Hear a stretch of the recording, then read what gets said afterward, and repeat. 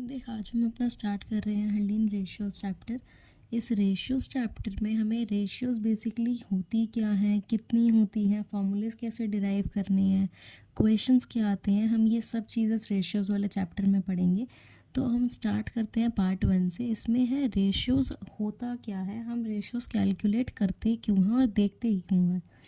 जब भी आपको किसी कंपनी की फाइनेंशियल स्टेटमेंट, मतलब वो कंपनी फाइनेंशियली कितनी स्ट्रांग है, उसके पास कितने कर्जे हैं, उसके पास कितने एसेट्स हैं, ये जब आपको चेक करना होता है तो आपको क्या चेक करनी होती है, उसकी फाइनेंशियल स्टेटमेंट्स, राइट। तो वो फाइनेंशियल स्टेटमेंट्स को जब आप एक्यूरेटली स्टडी करते हो तो आपको क्या निकलती है, फिर आपकी निकलती है रेशियोज़।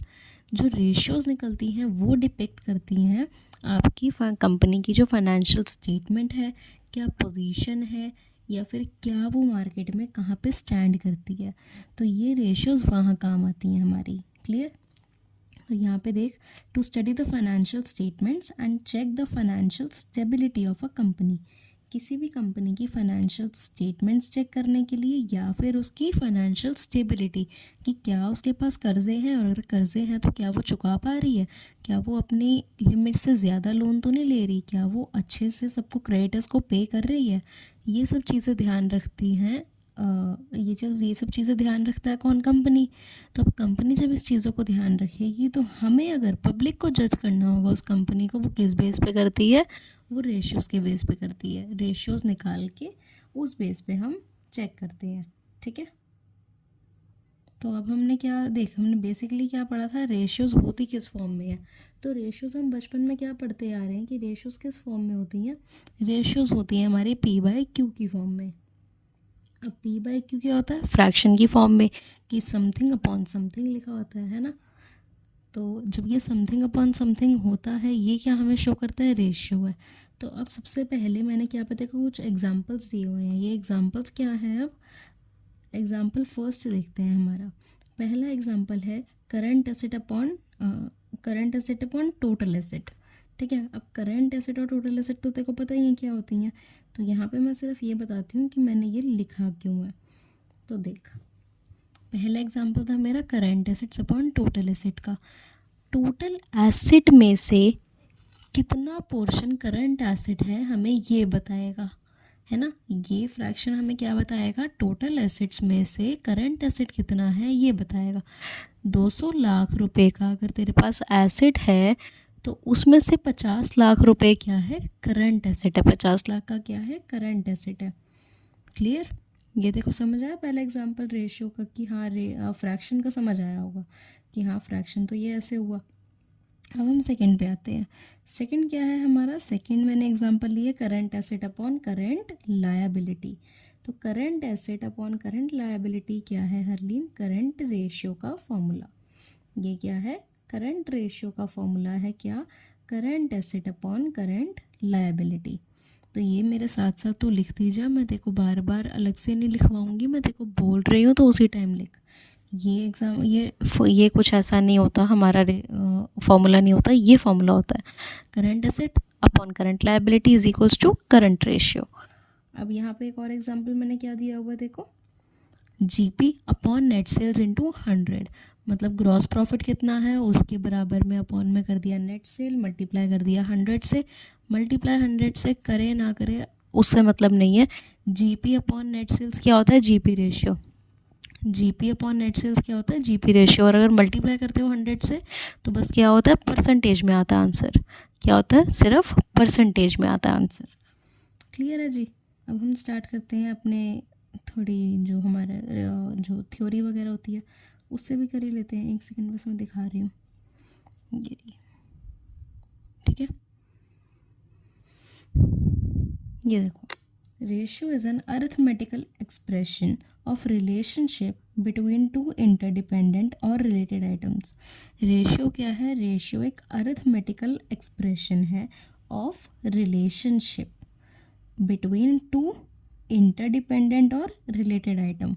मैंने क्या बताया यहाँ पे, ये एक अरिथमेटिकल एक्सप्रेशन होता है और क्या शो करता है, दो चीज़ों का रिलेशन, चाहे वो दो चीज़ें इंटरडिपेंडेंट हो या डिपेंडेंट हो। ठीक है जी, या रिलेटेड हो। तो ये उनका क्या शो करता है, अरिथमेटिकल एक्सप्रेशन का relation. Ratio when calculated on the basis of accounting information are called accounting ratio. जब उन्हीं रेशियोज़ को आप अरिथमेटिकल जो एक्सप्रेशन की रेशियोज़ आपने जो बनाई हैं, जो रेशियोज़ को आप अकाउंटिंग इन्फॉर्मेशन की बेसिस पे कैलकुलेट करते हो तो वो अकाउंटिंग रेशियो कहलाती है। नॉर्मल रेशियो को जब आप अकाउंटिंग इन्फॉर्मेशन के बेस पे कैलकुलेट करते हो तो वो अकाउंटिंग रेशियो कहलाती है। क्लियर। अब हम ये पढ़ते हैं, ये हमारे पास क्या है, ये देख, accounting ratio can be expressed by any of the following matter. अब अकाउंटिंग रेशियो को हम कैसे भी एक्सप्रेस कर सकते हैं, 4 तरीके हैं।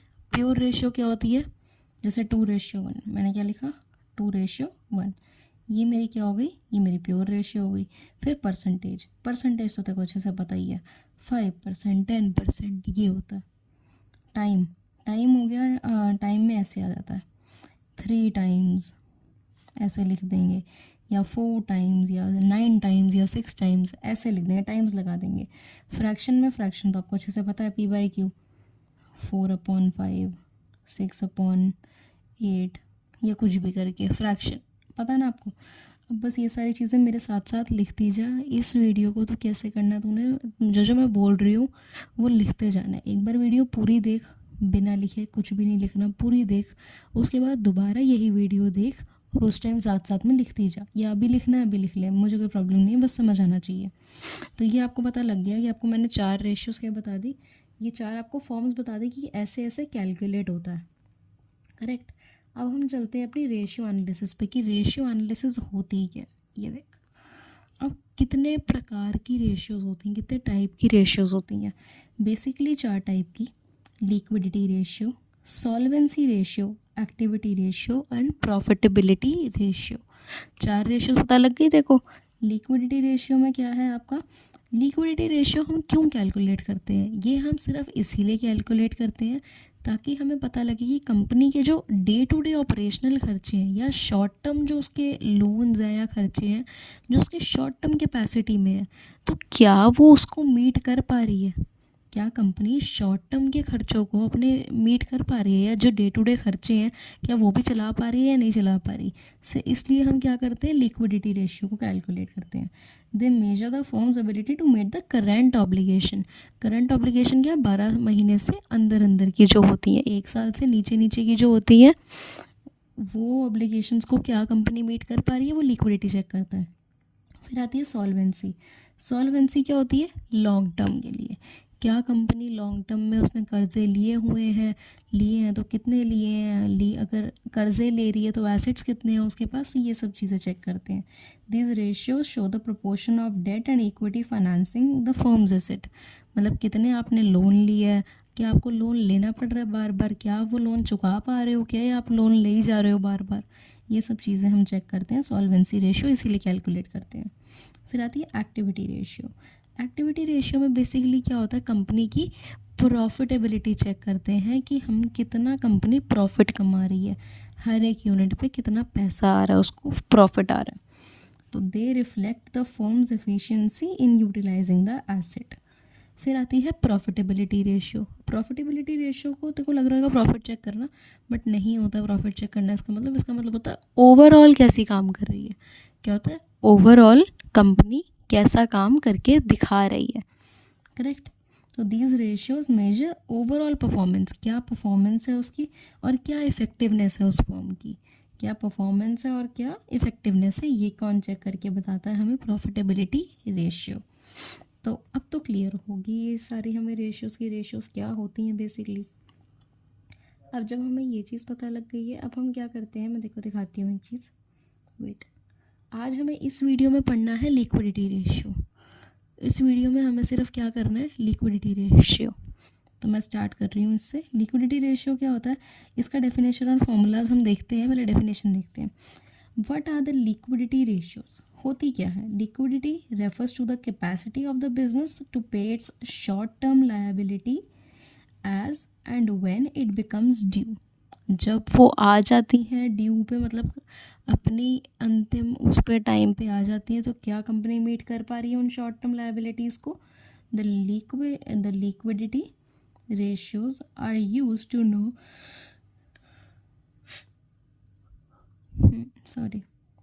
So the liquidity ratios are used to know the company's capacity to pay the short term liability. ये बार बार बता दिया शॉर्ट टर्म लायबिलिटी मीट कर पा रही है या नहीं, उसके लिए हम लिक्विडिटी रेशियो चेक करते हैं. तो अब तो जी ये क्लियर हो गई चीज़. अब हम क्या करते हैं, ये टेबल देखते हैं. लिक्विडिटी रेशियो के बेसिकली दो पार्ट होते हैं. कौन से? एक करंट रेशियो और एक होता है क्विक रेशियो. अब लिक्विडिटी के दोनों कैसे याद रखने हैं याद कि लिक्विडिटी के दो पार्ट होते हैं. लिक्विडिटी में दो रेशियो आते हैं, एक करंट रेशियो और एक क्विक रेशियो, जिसे हम एसिड टेस्ट रेशियो भी बोलते हैं और जिसे हम लिक्विड रेशियो भी बोलते हैं. ठीक है, क्विक रेशियो को हम एसिड टेस्ट रेशियो भी बोलते हैं और लिक्विड रेशियो भी बोलते हैं. अब ये हो गया. पहले हम इसकी बात करते हैं. इसका फॉर्मूला क्या होता है करंट रेशियो का, मैंने बताया था ना यहाँ पे. तो current asset upon current liability. Correct है, current asset upon current liability. तो अब बात कर, चल मैं इसको छोड़, अभी नहीं लिख रही मैं यहाँ पे, इसको रहने दे. यहाँ पे पहले देखते हैं. फॉर्मूला पता लग गया, इसको छोड़, इसको मत पढ़िए अभी. ये पता लग गया करंट रेशियो का फॉर्मूला. अब क्विक रेशियो का देखते हैं. क्विक रेशियो का फॉर्मूला होता है Harleen quick asset upon current liability. Current ratio का formula current asset upon current liability. Quick asset या क्विक रेशियो या एसेट टेस्ट रेशियो या लिक्विड रेशियो का formula quick asset upon current liability. ठीक है, quick asset upon current liability. अब हमारे पास क्या होता है, क्विक एसेट निकालने का भी एक फॉर्मूला होता है.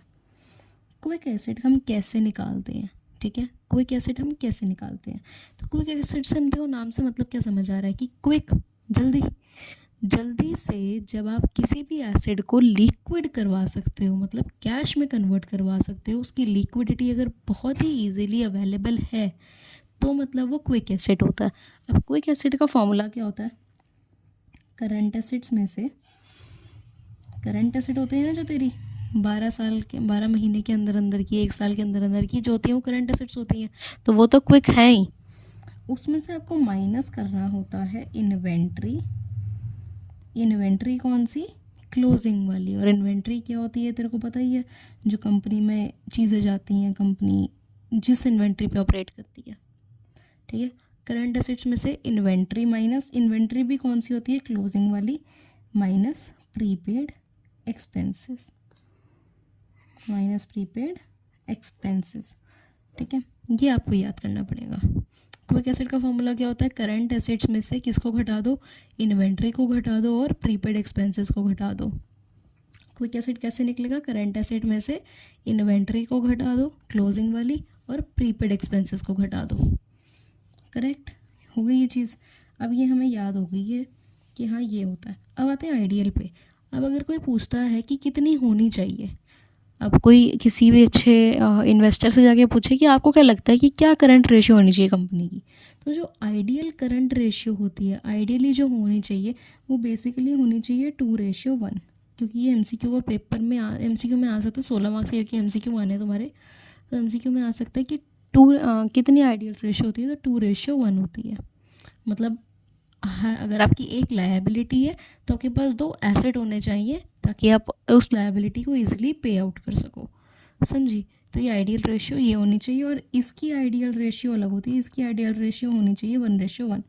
मतलब क्विक एसेट और करंट लायबिलिटी सेम सेम होनी चाहिए, ऐसा होता है 1:1. ये इसकी हो गई आइडियल, ये करंट एसेट्स की, करंट रेशियो की हो गई आइडियल. ठीक है, अब हम क्या स्टार्ट करते हैं. अब स्टार्ट की जगह सुन, पहले एक चीज़ करते हैं. पहले हम क्या करते हैं, वर्किंग कैपिटल का फॉर्मूला बता देती हूँ. वर्किंग कैपिटल, जो आप काम कर रहे हो, जो रोज़मर्रा के तेरे खर्चे लग रहे हैं, वर्किंग कैपिटल. वर्किंग कैपिटल कैसे निकलती है, करंट एसेट्स में से करंट लायबिलिटी को घटा के. कैसे निकलती है वर्किंग कैपिटल, करंट एसेट्स में से करंट लायबिलिटी को घटा के. फॉर्मूलेज लिखने हैं बार बार. ये आपका मैंने फर्स्ट फॉर्मूला बता दिया, ये सेकंड बता दिया. अच्छा, इसको थर्ड ले ले और इसको फोर्थ ले ले. ठीक है, 4 फॉर्मूले तो ये ऐसे हो गए तुम्हारे. अब 4 फॉर्मूलेज के बाद हमारे पास क्या आता है, हमारे पास आती है एक बहुत ही इम्पॉर्टेंट चीज़ जो हमें याद करनी है अच्छे से. तो मैं नेक्स्ट पेज पे एक बार कर देती हूँ ताकि देखो ईजिली समझ आए. चल मैं यहीं पे दिखा ही देती हूँ. ठीक है, साथ साथ में करते जाते हैं. तो चल अब यहाँ पे स्टार्ट करते हैं कुछ पॉइंट्स. तो इतना तो तेरे को पता है हरलीन, बैलेंस शीट में total asset equals to total liability होता है। बैलेंस शीट में total assets equals to total liability होता है, ये तो पता है ना आपको। तो एक बार हम बैलेंस शीट बना भी लेते हैं। यहाँ पे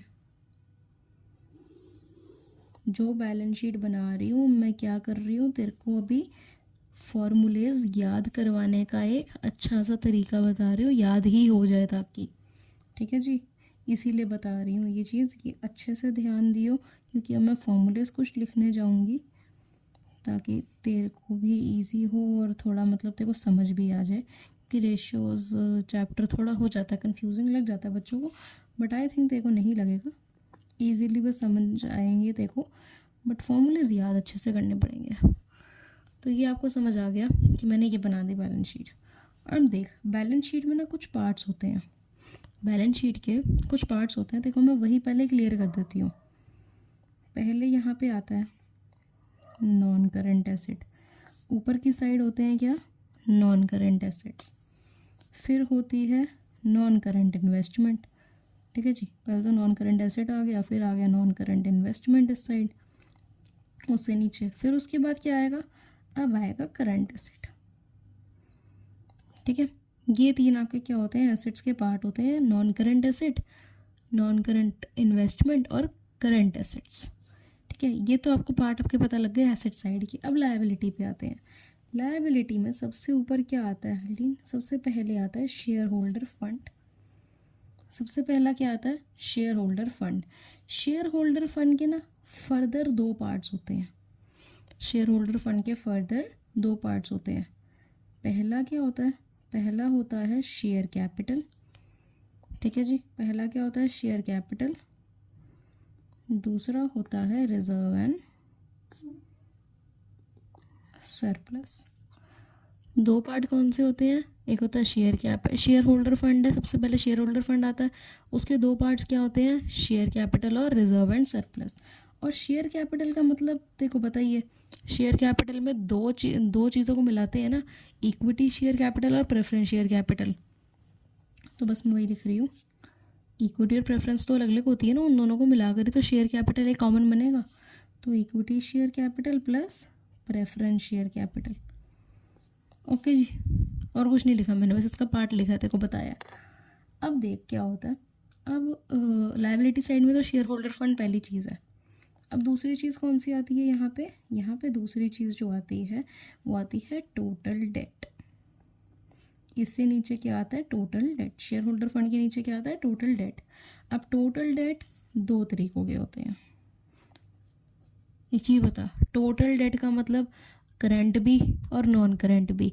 करंट डेट और नॉन करंट डेट को मिला देंगे तो क्या बन जाएगा, total date.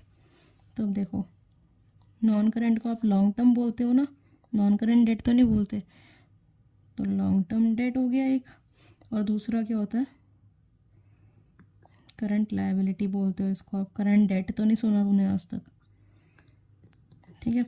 Long term debt और करंट लायबिलिटी, ठीक है। और इसको क्या कहते हैं, करंट लायबिलिटी को हम शॉर्ट टर्म बोलते हैं ना, तो ये भी लिख देती हूँ, इसे हम बेसिकली शॉर्ट टर्म बोलते हैं, ठीक है जी। समझ आया। अब इतना तो तेरे को चीज़ समझ आ गई, तेरी मैंने दिमाग में पिक्चर बना दी है एक। ये जो तूने पिक्चर मैंने तेरे दिमाग में बनाई है ना, इसके बिहाफ पे तेरे साथ मैं क्या करूँगी, तेरे को फॉर्मूले सिखाऊंगी। तेरे को ये पिक्चर दिमाग में डालनी बहुत ज़रूरी थी, इसी करके मैंने ये बनाया है। एसेट साइड में तो तीन साइड आ गई, तेरे को पता है, non current asset, non current investment, current asset. Liability की साइड में दो चीज़ें आती हैं सिर्फ, एक होता है शेयर होल्डर फंड, जिसके दो पार्ट होते हैं, शेयर कैपिटल और reserve and surplus. Share capital कैसे निकलती है, equity share capital plus preference share capital. पहला पार्ट हो गया शेयर होल्डर फंड, दूसरा पार्ट आता है टोटल डेट। टोटल डेट कैसे निकलता है हमारा, long term debt plus current liability, correct. समझ आ गया। तो ये तो हमारा क्या हो गया,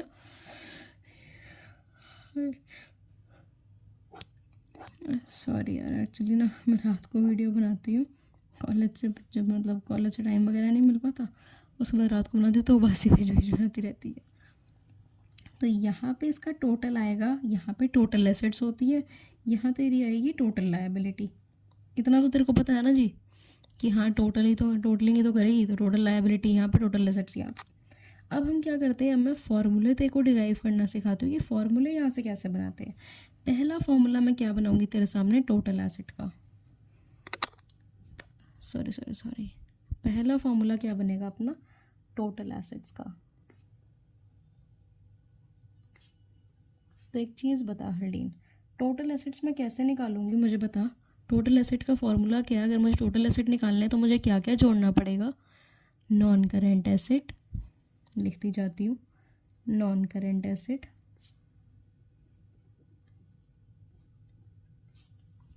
just a moment bro, I am just,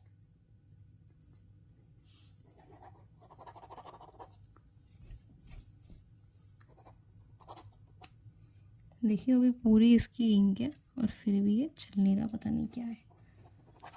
एक सेकेंड यार, मैंने ना एक्चुअली पेन चेंज करा, देखती हूँ ये चलता है या नहीं। देख, non current asset, total assets हम कैसे निकालते थे, ये तीन चीज़ें लेके, क्या क्या, non current asset, non current investment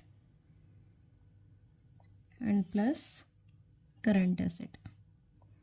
ठीक है जी, फॉर्मूला डिराइव करके दे दिया मैंने तेरे को, बस ये पिक्चर क्लियर कर ली दिमाग में तूने, क्या होता है कैसे बनता है। ये चीज़ हो गई, एक फार्मूला डन। दूसरा फार्मूला करते हैं, दूसरा किसका करेंगे, टोटल लायबिलिटी का। ठीक है जी, टोटल लायबिलिटी का। टोटल लायबिलिटी में मुझे बता, मैंने तुझे क्या बताया, कोई किन दोनों चीज़ों को प्लस करते हैं, ये तो इनके फर्दर पार्ट्स है ना, किन दोनों चीज़ों को प्लस करते हैं मुझे ये बता, शेयर होल्डर फंड और टोटल डेट। तो शेयर होल्डर फंड और प्लस टोटल डेट, क्लियर, कुछ भी नहीं था इसमें, share holder fund plus total date, plus कर दिया, टोटल लायबिलिटी का फॉर्मूला तेरे सामने तैयार है। अब मुझे एक चीज़ बता, शेयर होल्डर फंड का भी तो फॉर्मूला बन सकता है इन दोनों को प्लस करके, टोटल डेट का भी तो फॉर्मूला बन सकता है इन दोनों को प्लस करके, तो वो भी बना लेते हैं ना। हमें तो फॉर्मूले करने हैं, हमें बस इससे क्या करना है, डिराइव करने हैं फॉर्मूले। तो पहले हम शेयर होल्डर फंड का फॉर्मूला करते हैं, शेयर होल्डर फंड, इसका फॉर्मूला करते हैं। शेयर होल्डर फंड का फॉर्मूला क्या था, share capital plus reserve and surplus. तो share capital plus reserve and surplus, correct है जी, यही है। अब मुझे चीज़ बता, शेयर कैपिटल का भी तो अलग से फॉर्मूला बन सकता है। शेयर कैपिटल कैसे निकालते हैं, equity share capital plus preference share capital. तो equity share capital plus preference share capital, done. ये आपका क्या फॉर्मूला बन गया, ये आपका बन गया शेयर कैपिटल का फॉर्मूला अलग से, ये भी हमने पूरा निकाल दिया शेयर होल्डर फंड का फॉर्मूला। अब हम दूसरा करते हैं स्टार्ट। दूसरा क्या होता है, टोटल डेट। तो टोटल डेट का भी हम कैसे निकालते थे, total liability share holder fund plus total date. Share holder fund का तो कर लिया हमने फॉर्मूला, अब टोटल डेट का भी कर लेते हैं। तो टोटल डेट कैसे निकालते हैं जी, बता दे हरलीन, टोटल डेट कैसे निकालते हैं, long term debt plus current liability, long term debt plus current liability, यही है ना, long term debt plus current liability, done. अब तेरे सामने मैंने ये भी चीज़ करके बता दी, इसमें तो तुझे कोई दिक्कत नहीं आई, हमने पिक्चर से ही सिर्फ डिराइव करे। अब पता क्या आता है, अब मैं एक चीज़ जो बताने जा रही हूँ वो ध्यान से सुनियो, उसमें क्या होगा। अब क्या है, ये तो तेरे को मैंने ये पिक्चर क्लियर कर दी थी। अब हरलीन बेसिकली क्या होता है, जो ये सारी चीज़ें हैं जिनकी तरफ मैं सर्कल डाल रही हूँ ना, सिर्फ वो देखियो, ठीक है। ये देख लिया तूने मैंने सर्कल कहाँ डाला, मैंने डाला सर्कल शेयर होल्डर फंड को पूरा लिया, टोटल डेट में से सिर्फ मैंने लॉन्ग टर्म डेट को लिया, करंट लायबिलिटी को नहीं लिया, ठीक है, इसको नहीं लिया। तो अब मैंने तुझे कि जो बताने जा रही हूँ ध्यान से सुनियो, ये हमारा क्या होता है, शेयर होल्डर फंड को प्लस करना है, शेयर होल्डर फंड तो पूरा लेना है, उसमें प्लस क्या करना है, सिर्फ लॉन्ग टर्म डेट प्लस करना है। और ये हमारा क्या बनेगा, इसे हम कहेंगे अपनी कैपिटल एम्प्लॉयड, ये हमारी क्या होती है, कैपिटल एम्प्लॉयड, ठीक है। करंट लायबिलिटी को नहीं लेते इसे, ठीक है जी, इसे नहीं लेते, बाकी सबको हम प्लस करके क्या बोलते हैं, कैपिटल एम्प्लॉयड बोलते हैं। जितना बोला इतना समझ आया। अब इससे क्या करते हैं, इससे एक फॉर्मूला तेरे को सिखा देती हूँ, ये तो तूने समझ लिया कि मैंने क्या बताया। तो यहाँ पे एक बार कैपिटल एम्प्लॉयड का देखते हैं। क्या तेरे को समझ आया कैपिटल एम्प्लॉयड का फॉर्मूला मेरा बताया हुआ? तो कैपिटल एम्प्लॉयड का मैंने तुझे क्या बताया, शेयर होल्डर फंड को तो पूरा लेना है, पर टोटल डेट का सिर्फ एक ही हिस्सा लिया, तो मैंने टोटल डेट तो मैं नाम नहीं लिख सकती, मैं सिर्फ नाम क्या लिखूंगी, लॉन्ग टर्म डेट।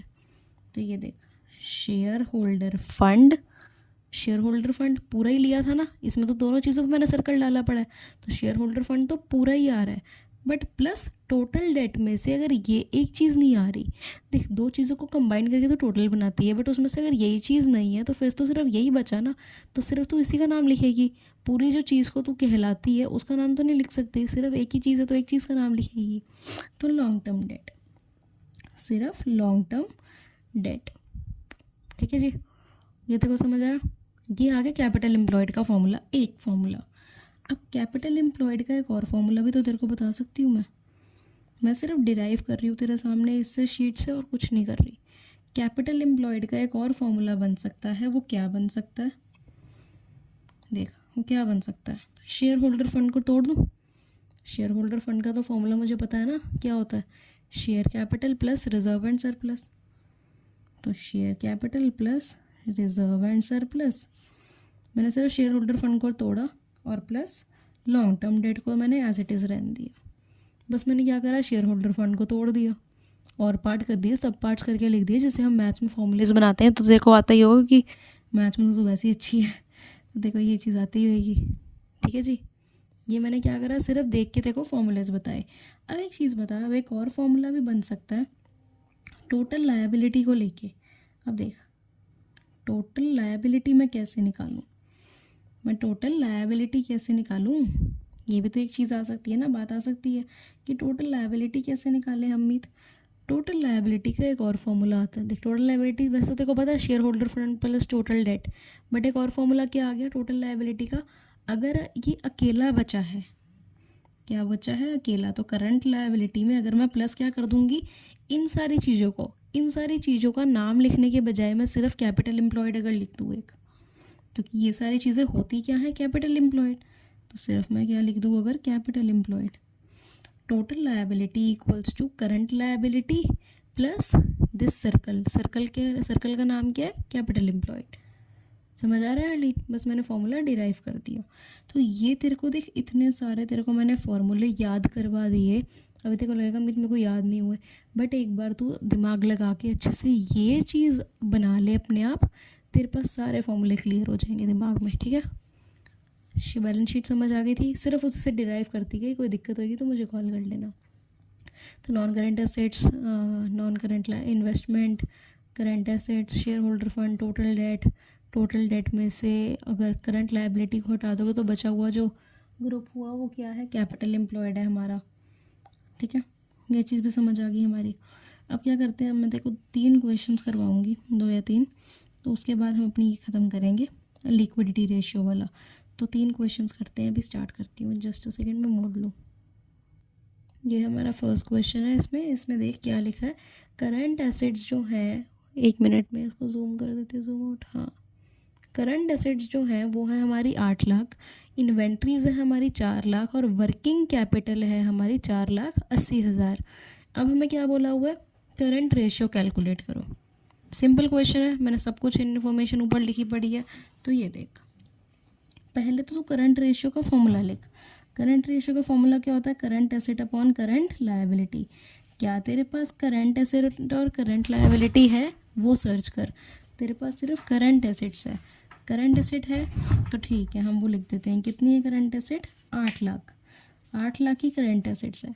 क्या करंट लायबिलिटी है, यहाँ पे देख ले क्या क्या लिखा है, वर्क करंट एसेट्स जो हमारा हो चुका है। इन्वेंट्रीज़ का कोई काम है, इन्वेंट्रीज से मैं लायबिलिटी कैसे निकालूँ, नहीं निकाल सकती। वर्किंग कैपिटल, क्या मैं वर्किंग कैपिटल से करंट लायबिलिटी निकाल सकती हूँ, हाँ, क्योंकि वर्किंग कैपिटल का मैंने एक फॉर्मूला पढ़ा था। वर्किंग कैपिटल का फॉर्मूला क्या होता है, current asset plus current liability, sorry current assets में से माइनस कर दूंगी क्या, करंट लायबिलिटी, तो मेरी क्या आ जाएगी, वर्किंग कैपिटल। ये तो मैंने सीखा था अभी, मैंने फॉर्मूला जब बताया, ये मैंने फॉर्मूला बताया था। अब वर्किंग कैपिटल कितना मेरा, 4,80,000 equals to current assets, current asset मेरी कितनी दी हुई है, 8 लाख। माइनस में करंट लायबिलिटी, मेरे को तो नहीं पता तो मैंने सिर्फ करंट लायबिलिटी लिखा। अब जब मैं इसको सॉल्व करती हूँ तो करंट लायबिलिटी में से मेरे को क्या करना पड़ेगा, 8 लाख में से माइनस करना पड़ेगा 480 के। तो इसे माइनस करके ये मेरी करंट लायबिलिटी कितनी आएगी, 3,20,000। करंट लायबिलिटी मैंने कितनी निकाल दी, 3,20,000 मेरे पास आ गई। 3,20 में यहाँ डाल दूँ करंट लायबिलिटी की जगह पे। ये मैंने क्या करा, करंट लायबिलिटी निकाली। तो ये दिखाना है यहाँ पे, रफ वर्क नहीं करना है, यहाँ पे दिखाना है आपने। तो current asset upon current liability जब मैंने लिखा है इसको, फिर मैंने क्या करना है, बस काटना है। अब 404 यहाँ पे कटे। अब ये जब इसे मैं कटिंग करूँगी तो मेरा यहाँ पे 1, ये आएगा 2.5। ये देख, तो मेरी रेशियो जो आई करंट रेशियो वो कितनी आई, 2.5:1। ठीक है, जब इसे काटेगी ना तो खुद काटियो एक बारी, तो मैंने काट के दिखाया देखो, तो खुद काटियो तब पता लगेगा। तो 2.5:1 ये आपकी ये आ गई करंट रेशियो इस क्वेश्चन की। ठीक है, कोई कुछ नहीं था इस क्वेश्चन में। अब एक चीज़ देख बता दूं, जो इन्वेंट्रीज़ है यहाँ पे तो सोच रहे होगी मैं तूने इन्वेंट्रीज़ का क्यों कुछ नहीं करा, करंट एसेट अगर दी हुई तो मैंने करंट एसेट ही लिख दी। क्यों, क्योंकि यहाँ पे मुझे करंट एसेट दी पड़ी और इन्वेंट्रीज़ क्या होती है, मेरी करंट एसेट। ऑलरेडी ये क्या होगी, करंट एसेट का पार्ट होगी। जो मेरी इन्वेंट्रीज़ है वो क्या होगी, करंट एसेट का पार्ट ही होगी मेरी। इसी करके मैंने अलग से इसको इन्वेंट्री को कंसिडर कहीं पे नहीं करना, क्योंकि अगर मुझे करंट एसेट गिवन ना होती तो मैं इसका कुछ यूज़ करने का सोचती। बट अगर ऑलरेडी CA गिवन है तो मैं सिर्फ यहीं पे इसी को लूँगी, क्योंकि मुझे पता है इसी में इन्वेंट्रीज इंक्लूडेड है। ठीक है, फर्स्ट क्वेश्चन डन अपना। अब आते हैं सेकंड क्वेश्चन पे, तो मैं एक बार लिख लेती हूँ फिर शो करती हूँ देखो। अब हमारे पास है सेकंड क्वेश्चन। सेकंड क्वेश्चन में क्या है, calculate the current ratio from the following information. क्या करना, दोबारा करंट रेशियो कैलकुलेट करनी है। करंट रेशियो का फॉर्मूला क्या होता है, करंट एसेट अपन करंट लायबिलिटी, और ये इन्फॉर्मेशन दी पड़ी है। तो इन्फॉर्मेशन क्या है, टोटल एसेट इतना, फिक्स्ड एसेट इतना, शेयर होल्डर फंड इतना, नॉन करंट लायबिलिटीज़ इतनी और नॉन करंट इन्वेस्टमेंट इतनी। अब ये देख के मैं तो हो गई कंफ्यूज, मुझे तो कुछ समझ ना आया। अब क्या है, मैंने यहाँ पे सारा लिखा हुआ है तेरे लिए। अब देख, सेम क्वेश्चन ही उतारा पड़ा है मैंने यहाँ पे। तो यहाँ पे सबसे पहले मैंने क्या करना है, जो मैंने रेशियो निकालनी है उसका फॉर्मूला लिखना बहुत ज़रूरी है। ये क्या होता है करंट रेशियो का formula, current asset upon current liability. आपको CA/CL नहीं लिखना पेपर में, आपको पूरा लिखना है current asset upon current liability. ठीक है, तो ये मैंने कर दिया। पहली मैंने क्या कर दिया, एक काम कर दिया, फॉर्मूला लिख दिया। फिर मैं सर्च आउट करती हूँ क्या मेरे पास कहीं पे करंट एसेट दिया पड़ा है। नहीं जी, यहाँ पे तो टोटल एसेट दिया पड़ा है या फिक्स्ड एसेट दिया हुआ है, मेरे पास करंट एसेट्स तो नहीं है कहीं से भी। ठीक है, मेरे पास कहीं से करंट एसेट्स तो नहीं है। अब मैं ढूंढती हूँ करंट लायबिलिटी दी हो क्या पता कहीं पे। तो यहाँ देखा नॉन करंट लायबिलिटी दी पड़ी, करंट तो दी नहीं है, मतलब नहीं है, इन शॉर्ट नहीं है, ना करंट एसेट दिया ना करंट लायबिलिटी दी है। अब क्या काम आएगी, अब तेरे पास काम आएगी जो मैंने तेरे को शीट दिखाई है। मैंने शीट बनवाई थी ना, बैलेंस शीट बनवाई थी अभी सब चीज़ होगी, मतलब एक पूरी बैलेंस शीट बनाई थी जिसमें बताया था। तो वो काम यहाँ पे आएगी। अब देखो एक चीज़ क्या ध्यान रखनी है, ध्यान रखना है कि ये दिखाना नहीं है उनको, ये रिवाप तेरे रफ वर्क में होगा। मैंने ये सिर्फ इसीलिए करवाई है ताकि तेरे को ईजी लगे इस चीज़ से, कि मैंने ऐसे ही करी थी तो तेरे को ईजी लगे, इसलिए बस मैंने कराया। तो दिखाना नहीं है उनको और दिखाने बैठ जाए कि मैंने ऐसे निकाला है। देख मैं क्या करूँगी, अब सिर्फ प्लॉट करती जाऊँगी। तो टोटल एसेट्स, मेरी टोटल एसेट्स की जगह कहाँ होती थी हर्लीन, यहाँ पे होती थी एंड में। तो ये कितना है, 7,50,000 मेरा। ठीक है, फिर आता है फिक्स्ड एसेट। फिक्स्ड एसेट को क्या कहते हैं हर्लीन, फिक्स्ड एसेट मतलब 12 महीने से आगे जाने वाला, मतलब नॉन करंट एसेट। ठीक है ना, तो सबसे टॉप पे क्या आता था यहाँ एसेट के कॉलम में, नॉन करंट एसेट्स। कितना है नॉन करंट एसेट मेरा, 4 लाख। फिर आता है share holder fund, 5 lakh. Share holder fund तो यहाँ आता था, शेयर होल्डर फंड कितना है, 5 लाख है, लिख दिया। फिर आता है नॉन करंट लायबिलिटीज़। लायबिलिटीज़ तो यहाँ पे आती हैं सारी, लायबिलिटीज़ तो यहाँ आती है ना। और नॉन करंट लायबिलिटीज़ क्या होती हैं मेरी, लॉन्ग टर्म डेट, है ना। क्या होती है, लॉन्ग टर्म डेट होता है। नॉन करंट लायबिलिटीज़ मतलब जो करंट नहीं है, मतलब 12 महीने से ऊपर जा सकती है। 12 महीने से ऊपर की है तो मतलब वो लॉन्ग टर्म है, लंबी है। तो यहाँ पे लिखते थे ना हम लॉन्ग टर्म डेट को, तो लॉन्ग टर्म लिख ले, या फिर तू NCL लिख ले, नॉन करंट लायबिलिटी, दोनों में से कुछ भी लिख ले। कितना है ये मेरा? ये है मेरा 2 लाख, लिख दिया, बस प्लॉटिंग कर रही हूँ। फिर आता है non current investment. Non current investment मेरी किस साइड आती थी? इस साइड। तो नॉन करंट इन्वेस्टमेंट कहाँ आई मेरी? ये 2,50,000। क्या आई मेरी? ये 2,50,000। करेक्ट है जी, हो गया 2,50,000। मैंने क्या करा? सिर्फ अभी प्लॉटिंग करके बता दिया तेरे को। जब मैंने ये प्लॉटिंग कर दी यहाँ पे, जब तेरे को ये चीज़ समझ आ गई, अब मेरे को एक चीज़ बता, अगर टोटल एसेट 750 है, 7,50,000 है, तो total liabilities equals to total asset होता था। तो उन्हें पहला फॉर्मूला ही मैंने ये करवाया था, तेरे को क्या कराया था कि टोटल एसेट्स जो होते हैं वो टोटल लायबिलिटी के बराबर होते हैं। तो अगर एसेट का टोटल 7,50,000 है, तो इन शॉर्ट मेरा लायबिलिटी का टोटल भी कितना होगा? 7,50,000। यही होगा, इजी। अब देखते हैं क्या करना है। अब मेरे को एक चीज़ बता, यहाँ पे कुछ बचा रख लग रहा था क्योंकि यहाँ कुछ बचा हुआ है, मैं इतने फॉर्मेट करवाया था पर यहाँ कुछ बचा हुआ है। पहले आता था नॉन करंट एसेट, फिर नॉन करंट इन्वेस्टमेंट, फिर करंट एसेट्स, फिर करंट एसेट आता था ना, जो हमें गिवन नहीं है, तो ये लिख लिया मैंने। उसके बाद क्या आता था? शेयर होल्डर फंड एसेट क्या आता था? Share holder fund. फिर टोटल डेट आता था। टोटल डेट की पार्ट क्या होता था? Long term liabilities, long term debt आता था, और एक करंट लायबिलिटीज़ होती थी। तो यहाँ क्या बचा मेरा? करंट लायबिलिटी बची। ठीक है जी, मैंने क्या बताया? सिर्फ तेरे को फॉर्मेट वो याद कर ली, कैसे मैं इतने समझाया है वही मैं यहाँ पे अप्लाई कर रही हूँ। तो करंट लायबिलिटी यहाँ पे गिवन नहीं है, करंट एसेट यहाँ गिवन नहीं है, और मुझे वही दोनों चाहिए ताकि मेरा आंसर आ जाए। तो अब मैं क्या करती हूँ? अब मैं सिर्फ क्या करूँगी, तेरे सामने बैलेंसिंग करके दिखाती हूँ। अगर तू 7,50,000 में से 2,50,000 देख, 7,50,000 में 7,50,000 में से 4 लाख माइनस कर, कितना आया? 3,50,000। करेक्ट। 3,50,000 में से भी आप क्या माइनस कर दोगे? 3,50,000 में से भी क्या माइनस कर दो? 2,50,000। कितना बचा? सिर्फ 50,000।